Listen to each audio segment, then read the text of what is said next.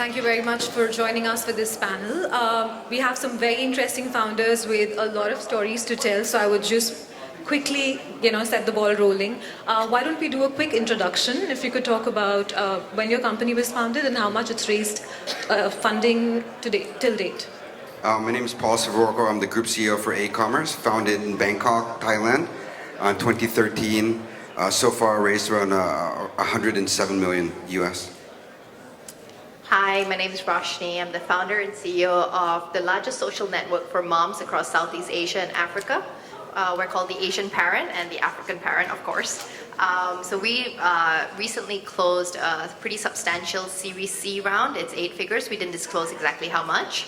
We took our first angel investment 5.5 years ago. We're headquartered in Singapore, and I pretty much live with a suitcase all across the different Southeast Asian countries. Good morning, everybody. My name is Aaron, founder and CEO of this company called Karo. We are Southeast Asia's largest wholesale marketplace for cars. We have raised over $100 million to date.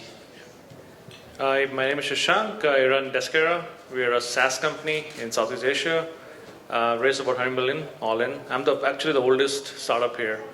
We started out in 2008. So it's been about 10 years for me. Okay, now that we've talked about how much funding you've raised, maybe start with how big of a moat do you think capital is? Paul, we'll start with you. I mean, I think it definitely gives you an advantage.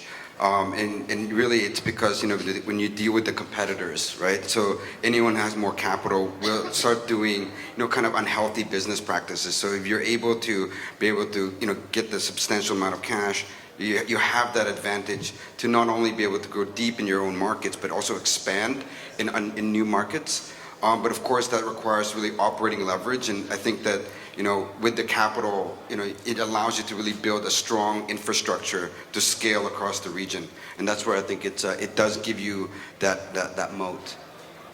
So I agree with Paul. I do think it gives you a moat. At least it's sort of a warning, right, to other people who may try to enter into your territory, which is, I've got enough money, and if I have to compete with you and kill you, I will. So I think that's really important. So it's a signaling thing.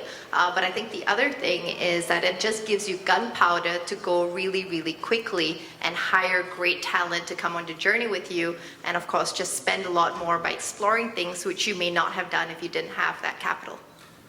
No, I look at it a little bit differently. So from my standpoint, fundraising, the capital definitely does give you a moat. But what is more important actually is the investors that you pick that actually invest in the company. Because from my standpoint, it actually is more offensive than defensive. It doesn't really just give you the money to create that moat, so to speak. But the very fact that if you can take out investors at a Series A stage or even a Series B stage that is substantial in terms of quantity, and not just in terms of money that you raise, but number of investors that you have, it actually builds up a very interesting dynamic, right, where it will prevent the competition from being able to raise, right? And if you can cut off competition pretty much at a seed or A stage, then you have a slightly easier life when it comes to later stage.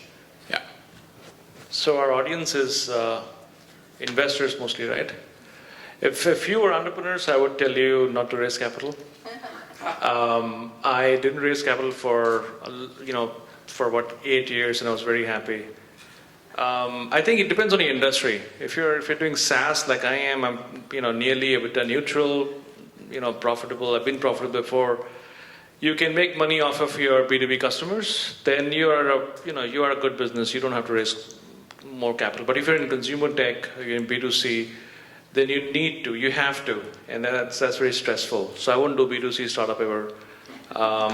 If there's an entrepreneur here, get to B2B, get to enterprises, make money. Your first investor is your first customer, and if you believe that, then you'll be more independent. Since we talked about that, what's one big myth about fundraising that you would like to dispel? And don't say it's not easy. We know that. No, I think that when you do raise, what's interesting is you would think that actually you would scare off competition if you raise more than substantially more than any others. But actually, you're also creating a market. And so the investors that really wanted to go into your business or couldn't, right? They're naturally going to fund, or they're going to go actually look for a number two. If there's no number two, they're going to even incubate. a number 2 or a number 3. And I do think that this is now the new landscape where things are that competitive. You see an idea come up in China. Before, you maybe get 1 or 2 clones out here, but now they're like 5 clones in each market, right? So I think that when you do raise funding, that in some ways you have to move incredibly fast now and put that capital to use, because there's just this whole trail of competitors, including in financiers, that will actually incubate these potential clones and the potential competitors, right? So I think that's probably one of the biggest challenges you see from raising capital. So I think, everyone always says that it takes about 6 months or so for you to close your round of capital. But I think that if you are just building a great, solid business, VCs will come to you. So we're very lucky. When we were doing our last fundraise, most of it was inbound request. And that's when I went, oh, there's something hot happening in my industry. Should we consider fundraising right now or not? And that helped us move along a lot quicker. So when we did our Series B, it was a lot more challenging because it was us who was looking for capital versus capital looking for a place to invest in. So I would definitely say that the most important thing is to just keep running your business. And if you have solid economics and you just have built a very solid business and it's the right time, the right place, the capital will come looking for you. And that's when you can get signals that, hey, people out there are talking about you, looking at your industry. That's when you can go out there and start having conversations. And then the fundraise becomes a lot faster to close. Yeah, for myself, I think the number one wave that I always hear from fellow founders and stuff is that your valuation is high, so you must be doing very well, right? So the truth is, as you fundraise, the truth is, it's not necessarily the best thing to, especially when you're in Series A and B, to have the highest valuation, because that basically makes the next round of funding harder, right? And your available pool of capital, so to speak, is smaller. So the number one myth I always say is that the very fact that you have a higher valuation today doesn't mean that you always have it tomorrow. And for that matter, it's not necessarily the best thing. Sorry. WeWork. Oh, yeah. That's the best example. Shashank? Sorry, can we repeat the question again? Sorry, I was asking if there's a myth about fundraising that you would like to dispel. Yeah, because I was thinking these are investors, so again, they know all the tricks. But what I've seen, the reason I'm in Singapore is because in 2006 and 2007 there were no VCs in India. So I had to come to Singapore to raise capital from anybody that could give me money, and not investors, customers as well. I was selling my solution to them. And over the years, the first VC that I saw was Shailendra of Sequoia. And over the years, I've seen a lot of investors, and obviously, I'm sure you know that as well. And the quality has fallen drastically. The capital is available so easily that there are a lot of investors out there. So I used to treat investors with a lot of respect about 6 years ago. That has obviously changed a lot. So you guys know this better than me. Entrepreneurs, same story. Everybody's an entrepreneur. And people are not becoming entrepreneurs for a cause, for a reason. They're talking about exits. In my time, my exit was, dude, jump off a bridge. There's no exit. Yeah, I have never taken a job. I went to IIT in India, and this was my first company. And I just wanted to do it, and I just wanted to be independent and on my own. And my board members will tell you the same story, that I'm very independent, and I'll cherish that. I see entrepreneurs today who are obviously not that. They're just in for something else. And then I see investors who are not for building great companies, who are just in for the next 2 years, 2%, 20% carry and all that BS. Who cares, man? Build a great company. So I don't see that passion in investors. And that's the biggest revelation, because I thought we're all here to build something. And money happens. Money is like shit, right? It happens when you eat good food. But, just don't focus on money all the time. What are we doing? And that's the biggest kind of myth, that I thought all entrepreneurs are idiots, and I am one of them. But now I believe investors are in the same bracket. I'm so sorry. I told you this was going to be interesting. A lot of people agree with you in the room. How difficult is it to manage investor expectations, especially, as Shashank said, they have very different goals in mind? How do you do that? It really depends. I mean, for us, we actually have quite a variety. We have, VCs, PEs, and even a corporate DKSH on our board. And I think our board meetings are very interesting, right? Because there's obviously, a lot of, kind of different points of view and whatnot. And so I think that managing like this really wide range of investors, in some ways you kind of have to have kind of individual meetings with each, even prior to board meetings, just to get everybody aligned. But at the end of it, though, you actually have really fascinating viewpoints from people that have actually been operators, as well as PEs that actually see a very macro view of the industry or the markets, and you kind of you get a lot of that insights and research from these guys that really give you that clear viewpoint, or the insights into somewhat the future, and it steers really the strategy of the business for us. And so we find that we're having a fairly diverse board, but also even adding an advisory board, where you feel that you don't have the expertise. For us, as when we're going through logistics, or especially the last mile part, that was very useful for us as a company to actually have people that can ever be able to give us those inputs in specifically Indonesia last mile. Roshni? I think it's about really choosing your investors and then understanding what is it that they want from you. So why are they investing in you? What kind of IRR have they put on your company? So, can you actually hit that? I think a lot of entrepreneurs forget to ask VCs that, or they forget to ask them, what's your exit as well? What's your exit timeline? How long's your fund life? Who the hell are your LPs? These are questions that entrepreneurs need to be asking as well. So when we did our fundraise, we actually did a lot of reference checks on the VCs that was investing in us. Not just did I call up other entrepreneurs that they had invested in, but it was talking to other VCs as well, saying, would you co-invest with these guys that I'm going to bring on board? Do you like them? Do you trust them? So it's not just about them doing DD on you, but you need to do your DD as well. So that's one thing. But the second thing is really letting them get to know you as a person, and also knowing them as people as well. So one of the things I did was I invited a lot of my VCs to come home for dinner. Come home, meet my husband, meet my child. This is where I live. This is what I do. This is who I am as a person, as a mom. And can you accept that? Do you not just like my business and the fundamentals of my business, but do you also like me as a person? Do you like my management team? And do you like us as human beings? And do I like you? Do I want to build this business with you? Because at the end of the day, when you accept VCs in or you build up that board, it's sort of like a marriage with an expiration date. So we know we're going to be spending the next 5 years together, the next 8 years together, but there is going to be an exit and we are going to get a divorce. Now, is the divorce settlement going to be nice or is it going to be bloody nasty? And I would rather know that now. So I think it's really important to get to know each other and see if you want to build it for the next 5 years together. But a lot of startups would not have the luxury of selecting their investors. So what do you do then?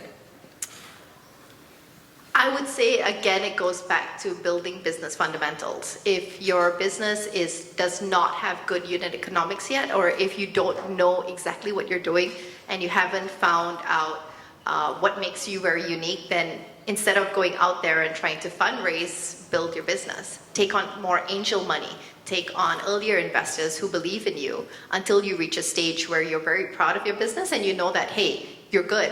And then go out there. And then, from my experience, if you've built a good business, there's going to be a lot of term sheets and a lot of interest that comes to your company. Aaron, your thoughts? For myself, we have about 8. I was trying to calculate how many board members I have on my team. So 8 board members. 8 people. Yeah, no joke. Yeah, so I have 8 people on my board, but of course a lot of them are observers, right? So on the real board, I think probably about 5, right? So it's not as bad when it comes to voting. But the honest truth is that it wasn't really hard to manage. It is just really about managing schedules, because it's impossible to get 10 people around the table in the same time, same date, in Singapore, for instance. So the management part of stuff has been tough from the scheduling standpoint, but otherwise, I actually like having a very diverse board, right? So on my board, I have people like Softbank Ventures, I have people like Alpha JWC, I have people like Singtel, B Capital, Insignia, very, very different funds, right, by themselves. So as a result, you get very diverse views. And I guess more importantly, everybody contributes in one way or the other, right? So like for instance, B Capital, I always use that as a very good example because they are very closely affiliated with BCG. So as a result, whenever I have a question, like for instance, which is the best business to go after in the value chain of automotive, and they would be able to give me like a 20-30 page report about why this is the best thing, right? So this is an example of why having a very diverse pool of investors around the table is useful, right? Or if I need fundraising help in China. The best person to call is Tan Eng Lan, right? So, hey, I'm going to Beijing next week. Can you help set up some meetings, blah, blah, blah, right? So, so for me, it has been very positive, and I actually encourage people to have that. I don't necessarily think it's a good idea to have a huge board, right? I think like Prashant is basically saying you must be crazy to have such a huge board.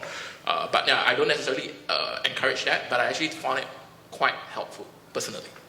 I hope you have a different point of view to offer, Shashank. Yeah, I'm going to be kicked out of this place. Go ahead. Okay, so some reality checks. Nobody has ever sold a company in Singapore or Southeast Asia ever for more than $1 billion. Ever. In the history of mankind. The only people who have built good businesses are sitting in Silicon Valley, they're sitting in San Francisco, and they've done this for whatever reason. They're incestuous, they're a small group of people, whatever. But they've done it. So I don't respect anybody here, period. When you have not done it, why will I ask for your opinion? Having said that, they're better than me. They know more than me. So I value that part, but I do know that nobody has answers. Nobody has any answers here. There is not a single entrepreneur I can go to in this region and I have access to everyone that has sold a company. Now, don't tell me you are a unicorn. I don't give a F.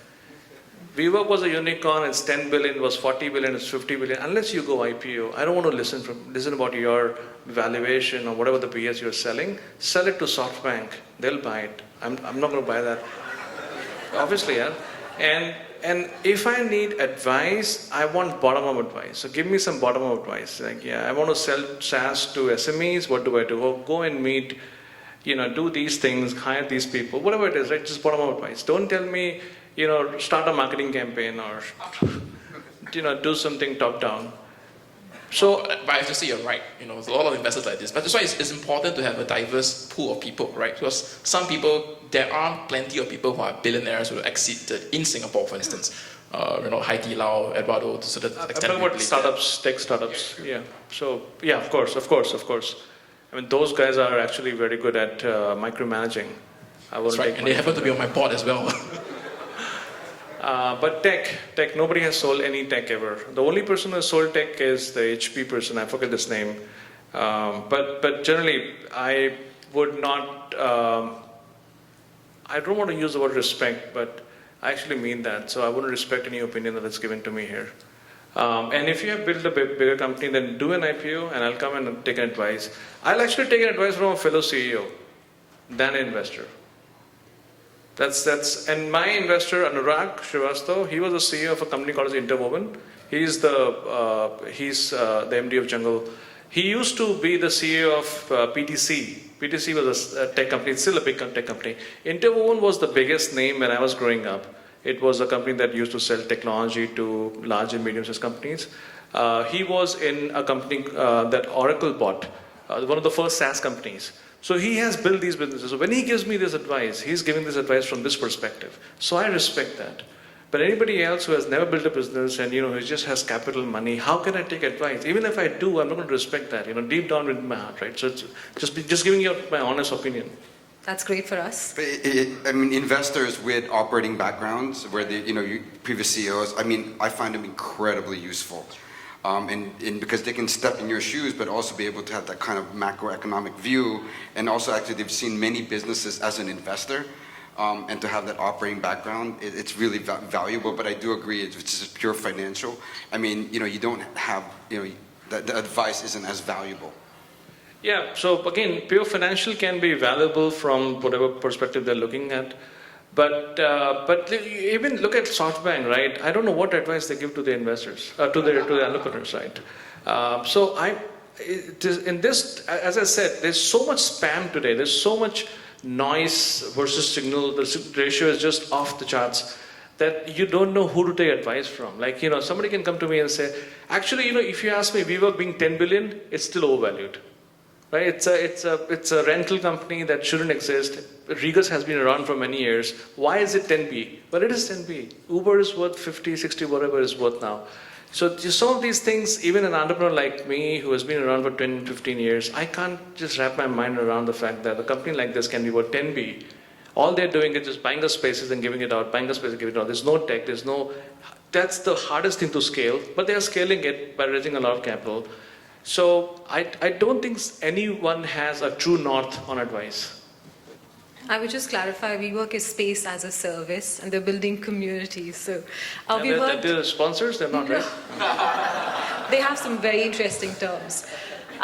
We've heard Shashank's views on valuations. I would like you guys to weigh in on that. How inflated are startup valuations, and how seriously do you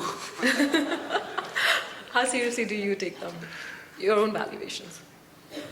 I mean, I think someone covered it earlier where, it is not about getting an inflated valuation because you also have to start to think about the next round as well. And so really it's choosing the right investor. Actually, if you have, let's say a good valuation, you'd rather actually have, 5 or 6 term sheets than a high valuation like 1 or 2, and really allowing you to get a selection of the right type, getting the right type of investor. So if you have too inflated, I think there are definitely a few inflated valuations out there, and those are guys that I don't know how they do it, but they're just really bold and brash. But I do feel that for our markets, and especially where the investors are looking at India, China, just actually a multitude of different potential investments that they can put their money into. So I think you have to also be fairly realistic and look at comparables in the market as well before you think that of course we all want a high valuation, but you also got to think the repercussions of that, where in previous startups we had where the valuation was fairly high. We were very lucky to actually get the one investor in, where we should have probably went with a much lower valuation and got the 5 investors, the 5 term sheets. So that was the learning, the lesson from the past. Just to go back to kind of investor advice. But just when one of we sold the Insogo business to Living Social, and this was a few years back. But that business model was doing really well, and for us we were generating 5-6 million a month, right? And then one of our investors went on a jog with another investor who was in Groupon, and then the guy said, "Get out of that business as soon as you can." And so he calls me up right after that jog. He's like, "Look, I just talked to an investor, and he's saying, get the hell out of..." Can we name and shame them? Yeah, sorry? Can we name and shame them? Can we name them? Yeah. No, I mean, his name was actually Nick, and he was one of our angel investors. He was actually jogging with the CEO for a Gap, and she was in Groupon as well, right? And so right after that jog, he could sell the business, and so obviously we sold the business. 2 months later, market tanks. We were super lucky getting out of. That's good. That's a good story. Yeah, we were super. I thought that was a bad ending. That's a good ending. Yeah. So I'm just saying, it's in terms of kind of advice, right? It depends. It wasn't operational advice, but it was exit advice, I guess. Shashank, you're too suspicious. No. So the elephant in the room obviously is valuation, right? So it's, there are stories, anecdotes, similar stories. But we're all partners in this crime, right? Investors have to raise money from LPs, so the value has to be high. So they have to, so we're all playing the same game. But it's not leading to proper exits. That's all. See, what's your value? Value is anything that a large set of people can agree on, right? Just maths. So if you have a large data set, you do an IPO, you get 1 million people to agree on your value, that's your value, right? So if Uber's value is whatever it is, I agree, because that's the value, that's the definition of value. So as long as you can get an exit, get an IPO, that's your value. Anything else is just paper money. And WeWork is exactly playing out how we evolve, it's actually, it's something that's not very healthy for the whole industry, for entrepreneurs, for investors, because now nobody has true north. Because we thought, these guys have figured it out. Softbank has figured it out. These guys they're sages in Tibet and Monastery, and they've found moksha, and they know how to value companies. But now it appears they haven't, right? So they're as big as idiots as we've always thought they were. So this now destroys our whole worldview. Now we're all confused. You're all like, I'm confused about his story, because we're all skeptical about stuff. So we just need to agree on value. IPO, yes, but can we not just talk about 1B and 2B and unicorn? And of course, media is part of that as well. You guys, they won't even write my story if I say I'm not a unicorn. So I have to start with, I'm going to be a unicorn. So they came up with this idea of Sunicorn. Not true. Sunicons are I heard companies about that Nexicon today. yeah, Nexicon and Desicon and Dadicon, because Econ sells a story. But again, you are not completely to be blamed because it's clickbait culture and people won't read this news unless it's about a unicorn. So then everybody has to be a unicorn now. So what do? I go to investors and say, oh, I'll give you 5x preferential. I'll give you 10x preferential. I've seen these term sheets. Give me a unicorn status, please. And of course, then you will obviously give the unicorn status because you go to LP and you will say, I have a unicorn.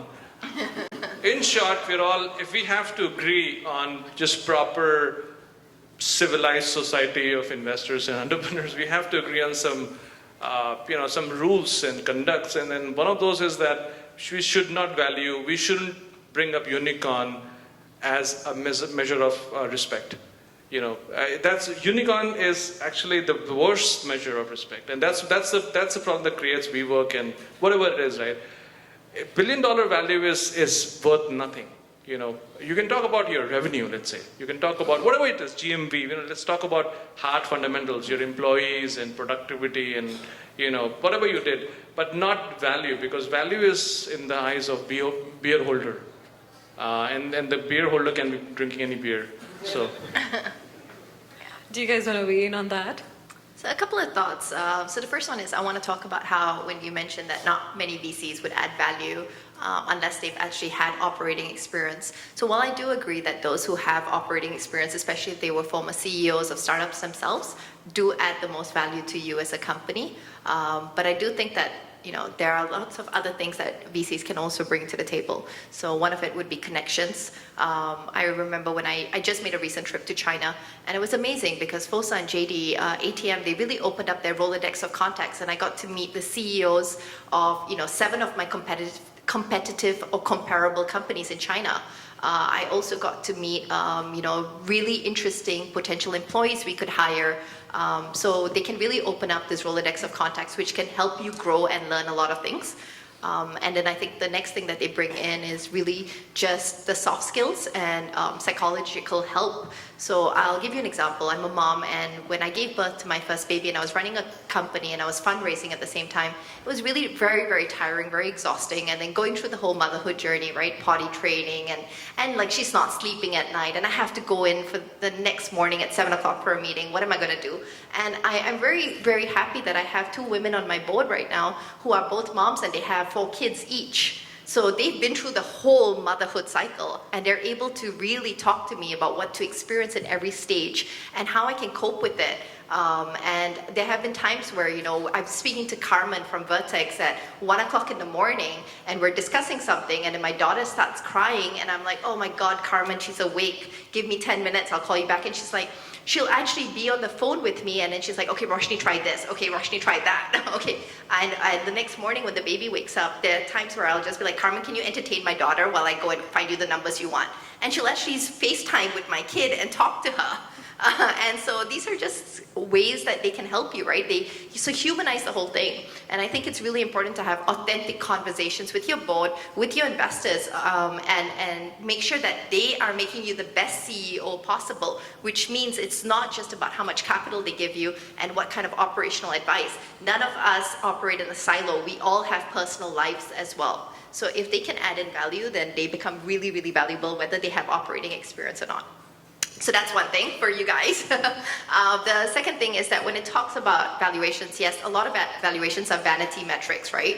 And we should be looking at business fundamentals itself. However, I have noticed that a lot of VCs write really, really retarded term sheets. There's no other better word for it, right? And first-time entrepreneurs, especially if they're doing seed rounds or Series A rounds, a lot of times they don't have these experience and they don't know all these clauses and they have no time to go to an expensive lawyer, Baker McKinsey's and Deccans, etc., to look through it. And they come back with the most unfavorable terms because we've looked at a couple of companies we wanted to acquire and we decided not to do it because their SHAs were just so terrible or the cap tables were just so messed up. And I think that's really, really important that we don't do that to founders because at the end of the day, it just makes life a lot more difficult later on. Aaron, do you also want to weigh in on the Softbank effect here? Softbank effect, I mean, we took some money from the venture fund, but I think generally they have been very helpful partners. I mean, whenever we go to Japan or Korea or wherever up north, they tend to help us a lot, be it introductions and stuff like that. But you're probably right. I mean, on the board operational level, we tend not to engage them on that kind of things. But yeah, so but generally back to valuations, I think valuations has been very much. I feel actually the late stage, the growth stage companies and stuff are not exactly very much overvalued, right? I feel that a lot of it is actually due to Indonesia, and more specifically, because if you look at Thailand, I think the valuations are actually generally fine. Even in Singapore, it's still somewhat okay and stuff like that. But it's generally Indonesia, parts of Singapore, and certain verticals and stuff that we see a lot of valuation rise. But generically, I think that valuations is rising mainly because there's not enough supply and demand, right? So there's not enough supply of good companies. There's a lot of capital in the market, right? But generically, I think from a valuation standpoint, I stand by the fact that it's okay. Right? I echo what Sachin said, which is it depends on the eye of the beholder, right? So I once had this discussion with a large PE fund, and they say, how do you value a Mona Lisa? How is it worth what it's worth today and stuff like that? But it doesn't really matter. It's like Bitcoins, right? The value lies on the hands of the beholder, because the truth is, how can you put a valuation to Bitcoin as well, right? So the same for a startup. Sean, do you want to add? I'll give you an anecdote. So I get a term sheet and I'm very happy because the valuation is unicorn, but it's in Sing dollars. This is a true story. So I'm a unicorn, but I'm in Sing dollars, unicorn in Sing dollars. So no, please let's if we can. I think the floodgates have opened, so we can never go back. But if we can, as investors, you guys are here. A lot of you will control the narrative, at least have a say in it. So don't value unicorn, because that creates a very perverse incentive in the mind of an entrepreneur. And an entrepreneur, these are like, if a young entrepreneur, they're literally kids, their worldview is so screwed today that they're not looking at building businesses for 10 years. When I talk to my investors, I tell you, look, give me 10 years. Talk to me in 5 years, 10 years. Every problem is 5 years, 10 years long, because this region is not going to solve in 2 years. Nothing is going to happen in 2 years. So give me 5 years, give me 10 years. I'll come back when I'm 50, and then maybe I'll be $1 billion, unicorn. But at that moment, it'll probably make more difference than now. Nothing's going to change in like 2 years or 6 months or 2 quarters. And the young kids, obviously, they're so screwed up in that mentality of you being a unicorn tomorrow and day after. They're just every day is like just cutting corners short every day. They're not building long-term companies. We are screwing this ecosystem forever. And when I go to even look at a company to either buy or do DD, their whole metric, the way they look at numbers, it's not designed for a better business, it's designed for fooling investors. Just fooling me, fooling somebody who walks in. Just these metrics that, .com era had these metrics, and then it died down with the economy, and then it came back. It has come back with vengeance. So please don't value unicorn, and some of my employees are here as well. Don't ask me when we are going to be unicorn. Please build a good business. I'll give you great salaries. We'll give you ESOPs, but those ESOPs won't matter if I don't go IPO, right? So let's build a great business, and it'll take time. It'll take 2 years, 5 years. Who cares? I was here 10 years ago. Nothing has changed. Trust me, except a lot of you, and this event has happened. You go to Jurong or Yushun. You drive down. Industrial estates are the same, businesses are the same, SMEs are same, the problems are same, e-commerce has changed nothing, we are just scratching the surface. It's going to take more time. So spend more time, it's going to take more time. Just don't talk about unicorn and how to appear in the next media article. My PR is here, she's going to be pissed at me. But just build great businesses, and if we keep repeating this story that we have to build great businesses, then maybe someday it'll come true, but I have lost hope, so. On that happy note, we'll wrap up this panel. Thank you so much. Thank you. Thank you.